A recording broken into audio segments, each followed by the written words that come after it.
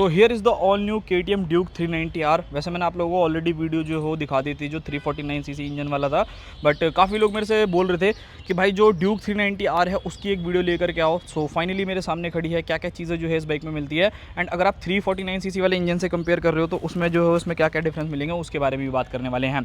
सबसे पहली चीज़, अगर आप इस बाइक की लुक्स एंड डिज़ाइन देखोगे तो भाई बिल्कुल ही सेम टू सेम वैसी है, चाहे आप 250 को देख लो, 350 सीसी वाले इंजन को देख लो, चाहे आप 390 जो एक्चुअल जनरली जो आप लोगों की OG आती है, सभी के अंदर आप लोगों को सेम चीज़ें मिलेगी। कोई भी जो हो लुक्स के मामले में आपको चेंजेस नहीं मिलते हैं।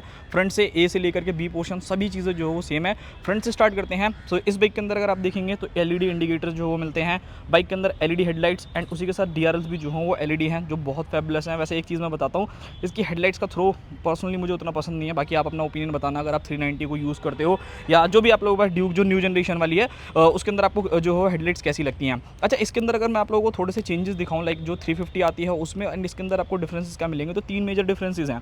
सबसे पहला यहाँ पर अगर आप देखोगे कलर तो सेम है ब्लैक, बट KTM ने यहाँ पर बड़ा बड़ा सा ड्यूक जो हो मतलब उसका ग्राफिक्स दिया गया है, एंड 390R की जो है यहाँ पे बैजिंग मिलती है। ये मुझे पता है कि भाई काफ़ी लोग बाहर से लगवाएंगे, बट अगर आप 350 को देखोगे तो इसमें पता है क्या डिफरेंस है। जो यहाँ ड्यूक बड़ा लिखा हुआ है उसके अंदर आपको ड्यूक छोटा मिलता है, 390 बड़ा मिलता है, बट इसमें 390 जो छोटा लिखा है उसमें बड़ा देखने को मिलता है। सिर्फ इतना डिफरेंस है, उसके अलावा कुछ नहीं। सेकेंडली चीज़ देखोगे तो जो इसकी चैसी है उसके अंदर क्या है कि जो ये पूरा का पूरा ये वाला फ्रेम है ना, इसके अंदर उसमें आपको 349 सीसी में ब्लैक मिलेगा, एंड इसके अंदर यानी जो 398 सीसी वाला इंजन है उसमें आपको ये ऑरेंज मिलेगा। तो इस चीज़ को तो आप डिफ्रेंशिएट नहीं कर सकते हो, तो भाई वो देख लेना अपना।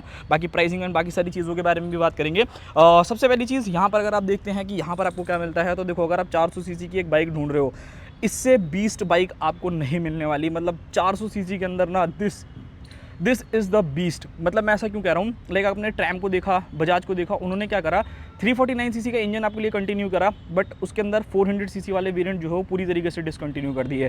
सिर्फ और सिर्फ ऑप्शन है 349 सीसी जाने के लिए। KTM ने इस चीज़ को समझा कि भाई हमारे पास जो कस्टमर्स आते हैं उनको चाहिए ही पावर, क्योंकि KTM जानी ही उसी चीज़ के लिए जाती है। सो यहाँ पर आपको 398 सीसी का इंजन दिया है।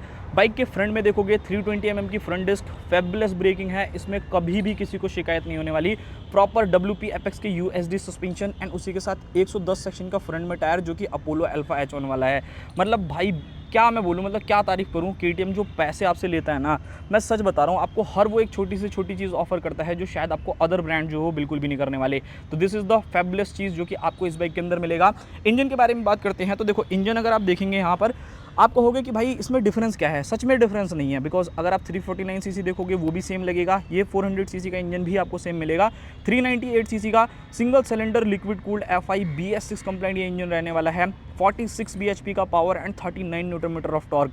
अगर आप एक ऐसे बंदे हैं जिसे एकदम बीस्ट मशीन चाहिए 400 सीसी की, तो ये बाइक किसी को भी टक्कर दे सकती है एक सिंगल सिलेंडर में। चाहे आप NS को ले आओ, ट्रैम की स्पीड लेकर के आओ, कोई सी भी बाइक लेकर के आओ 400 सीसी की सिंगल सिलेंडर में, ये किसी को बख्शने नहीं वाली। एंड पावर फिगर्स भी देखोगे तो सबसे ज़्यादा ये आपको ऑफर करेगी in terms of torque, in terms of power. So this is fabulous. मतलब मेरे हिसाब से तो बहुत ही ज़्यादा ज़बरदस्त चीज़ है। एंड यहाँ पर अगर आप देखेंगे तो यहाँ पर आपको देखने को मिलता है एक अंडरबेली एग्जॉस्ट। साउंड उतना बेटर नहीं करता, अभी मैं सुना दूंगा। काम चलाने वाला ठीक है, एग्जॉस्ट बहुत से लोग लगवाते हैं, तो अगर आप लोग लगवाना चाहते हैं तो लगवा सकते हैं। अदरवाइज ठीक है, काम चलाने वाला एग्जॉस्ट है, बहुत अच्छा जो मैं एग्जॉस्ट नहीं बोलता।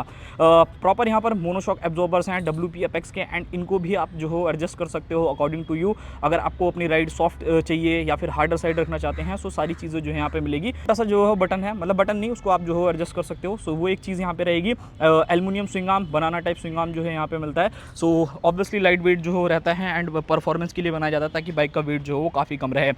रियर पोर्शन से कि रियर में क्या मिलेगा, सो यहाँ पर अगर आप देखते हैं तो 150 सेक्शन का जो हो रियर टायर आपको बाइक में मिलेगा। यानी यहाँ पर अगर आप देखते हैं 150/60 ZR 70 इंचेस के जो टायर्स हैं, एंड दिस इज़ फैबुलस। वैसे तो पहले मैटजिलर आते थे, वो मुझे लगता है कि ज़्यादा बेटर थे, बट ठीक है, वही आपको पता होगा कि भाई बजाज जो हो KTM को पूरा का पूरा लॉस से बाहर निकाल रहा है। सो उन सभी चीज़ों के लिए थोड़ा बहुत कॉस्ट कटिंग जो हो आपको देखने को मिलता है इन बाइक्स के अंदर। इस वाली में तो कुछ भी नहीं है, बट बाकी अगर आप अदर्स देखोगे तो थोड़ा बहुत आपको मिलता है। 240 mm की rear disc, this is superior, मतलब super moto mode, dual channel ABS, ये सभी चीज़ों के साथ जो ये बाइक आपको मिलेगी। वहाँ पर कॉम्प्रोमाइज़ नहीं करना पड़ेगा। मतलब अगर आप एक ऐसे बंदे हैं जिसको एकदम फैबुलस टायर चाहिए, फैबुलस ब्रेकिंग चाहिए, एंड इससे बेस्ट तो आपको क्या ही मतलब KTM ऑफर कर सकता है। करने को तो और भी कुछ कर सकता है, बट ऑब्वियसली उन्हें प्राइस भी जो हो देखना है कि बहुत ज़्यादा जो हो अबव ना जाए, ताकि कस्टमर्स जो हो वो हैंडल कर सके। तो ये चीज़ है। बाकी रियर पोर्शन से एक बार मैं इसकी लाइट जो हो वो ऑन करके दिखाता हूँ, कि ताकि आपको समझ में आए कि कैसी जो हो लाइट रहने वाली है।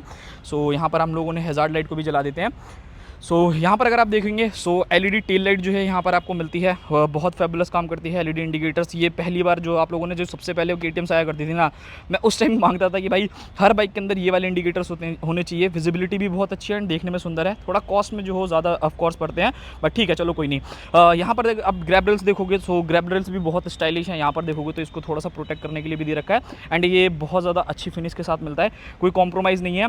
मीटर की तरफ बढ़ते हैं कि भाई मीटर के अंदर क्या मिलता है, तो ये देखने में पिद्दी सी जो ये मीटर है ना, सभी चीज़ें जो ये ऑफर करती है, चाहे वो आपको एक छोटे से छोटा टाइमिंग से रिलेटेड हो, क्या कहते हैं माल फंक्शन हो, ऑयलिंग हो। यहाँ पर अगर आप देखेंगे तो ट्रैक्शन कंट्रोल, ABS, न्यूट्रल हो गया। इवन इसके अंदर आपको ना इंजन के भी बारे में बताता है कि इंजन कितना गर्म हुआ है या ठंडा है, ये सारी चीज़ें पता चलती हैं। बाकी बेसिक फीचर्स लाइक कितना कंज्यूम जो हो पेट्रोल कर रही है, वो बैटरी वोल्टेज क्या है, कितनी स्पीड है। बाकी जैसे ही आप अंदर की तरफ जाते हैं एंड यहाँ पर जो चीज़ें शुरू होती है ना, वो माइंड ब्लोइंग है भाई।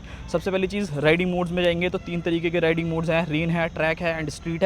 उसके नीचे ABS में आएंगे तो आपको super moto mode and road mode मिलेगा। जो चीज़ आप ड्यूक 250 में मिस करते हो, यानी कि ट्रैक्शन कंट्रोल, वो भी इस बाइक में है। इवन इसके अंदर देखोगे तो लॉन्च कंट्रोल है, ये आई थिंक 1000 किलोमीटर के बाद ओपन हो जाता है, मतलब सर्विस के बाद। बाकी यहाँ पर आपको सारा फ्लूइड बता देगा, लाइक पेट्रोल कितना है एंड यहाँ पर अगर आप देखोगे तो आप लोगों का जो कूलेंट है वो पता चल जाएगा। बैटरी का भी जो है यहाँ पर इंडिकेशन आप लोगों को मिल जाता है। नीचे की तरफ आओगे तो ट्रिप से रिलेटेड आपको इन्फॉर्मेशन मिलेगी। क्रूज़ कंट्रोल में 2 तरीके के मोड्स आते हैं, लाइक एक क्रूज़ कंट्रोल जो आप नॉर्मली यूज़ कर सकते हैं एंड स्पीड कंट्रोल, मतलब अगर आपका दोस्त या फिर कोई भी मांग रहा है, जो कि मानते नहीं है भाई, मैं समझ सकता हूँ। सो उस कंडीशन में क्या है कि आप इसकी स्पीड जो हो लॉक करके दे सकते हो एंड उससे ज़्यादा चाहे कितने एक्सीलेटर दे, चाहे कोई से भी गियर में चलाए, ये उससे ऊपर जो हो जाएगी नहीं। तो ये एक मेरे को काफ़ी अच्छा फीचर लगा, बिकॉज जिस हिसाब से ये बाइक पावरफुल है ना, तो वो चीज़ें हैं। सेटिंग है, फेवरेट है, कस्टम स्विचेस हैं, quick selector and connectivity and quick shifter जैसी चीज़ें जो हो ऑन ऑफ करना चाहो कर सकते हो। यहाँ पर अगर आप देखते हैं सो एडजस्टेबल लिवर्स है, मतलब brake levers, ride by wire technology, integrated जो हो किल स्विच है। लेफ्ट साइड में आते हैं सारे के सारे स्विचेस, मतलब जो 4 लाख रुपए ले रहे हैं ना भाई, कोई कॉम्प्रोमाइज़ नहीं रहने वाला कि कल को आपको शिकायत हो कि अरे यार मेरी बाइक के अंदर ये चीज़ नहीं मिल रही, ये चीज़ नहीं मिल रही। सो वो चीज़ है। स्लीपर क्लच है, ये भी एडजस्टेबल है एंड यहाँ पर अगर आप देखेंगे तो छोटा सा जो हो आप लोगों को बटन मिलता है एक क्रूज़ कंट्रोल का एंड उसके साथ अगर यहाँ पर देखेंगे सो हैजार्ड लाइट जो हो आप लोगों को मिल जाएगा। एडजस्टेबल जो हो सस्पेंशन है एंड यहाँ पर अगर आप देखोगे तो चाबी कुछ इस टाइप की देखने को मिलती है, मतलब वेव की है, काफ़ी अच्छी है। 15 लीटर का फ्यूल टैंक है। काउल एंड बाकी सारी चीज़ें देखेंगे परफेक्ट है। यहाँ पर अगर आप सीट्स चेकआउट करते हो तो ये भी कंफर्टेबल है। देखो ये ना थोड़ा सा डिपेंड करता है बंदे के ऊपर, लाइक अगर आप एज अ फैमिली यूज़ करते हो तो हो सकता है कि फैमिली वालों को उतना कंफर्टेबल ना लगे, बट हाँ अगर आपका दोस्त यार या फिर कोई भी अगर आप ऐसे बंदे को लेकर चल रहे हो तो उसके हिसाब से मैनेज कहीं ना कहीं कर लोगे। एंड अगर आपको कंफर्ट कम लगता है तो ऑब्वियसली थोड़ा सा इंक्रीज करा लो, बिकॉज जो सेकंड जन आती थी उससे तो काफ़ी फार बेटर जो ही रहेगा। क्विक शिफ्टर आपको मिलता है, यहाँ पर साइड स्टैंड है, रबराइज जो हो फुट पैक्स हैं आगे चाहे पीछे एंड यहाँ पर सारी कार जो है वो भी मिलता है। माइलेज देखोगे तो भाई मान करके चलना कि आपको समथिंग अराउंड 25 से 28 के बीच का एवरेज देगी, इससे ज़्यादा एक्सपेक्ट मत करना। अगर आप कहीं सोच के में लगे पड़े हो कि भाई थोड़ी सी और जो हो एवरेज मिल जाए, सो वो चीज़ें जो है ये ऑफर नहीं करेगी। डायमेंशन एंड प्राइसिंग के बारे में बात करते हैं। सो डायमेंशंस में अगर आप देखते हैं 168 kg का वेट है, 820 mm की सीट हाइट है, 183 mm का ग्राउंड क्लियरेंस है, सफिशिएंट है, कोई प्रॉब्लम जो हो नहीं आती। 2 दिक्कतें जो लग सकती हैं, heating and vibration of course इस बाइक में है, तो ये आपको पहले ही सोच करके जो हो बाइक को लेना पड़ेगा। ऐसा ना हो कि आप ले लो और बाद में सोचते रहो कि अरे यार ये तो हीट बहुत कर रही है, तो वाइब्रेशन बहुत कर रही है, तो उस चीज़ का जरूर ध्यान में रखना। बाकी इस बाइक की अगर मैं प्राइसिंग के बारे में बात करता हूँ, सीधा 3,91,000 रुपये यानी 4 लाख रुपये आप लोग मान करके चलो कि ये बाइक आपको कॉस्ट करेगी, जिसमें आपको सबसे ज़्यादा पावर मिलती है। कैसी लगी आपको KTM ड्यूक 390R, आप मुझे कमेंट बॉक्स में बताना। मिलते हैं किसी और नेक्स्ट वीडियो में, तब तक के लिए बाय बाय।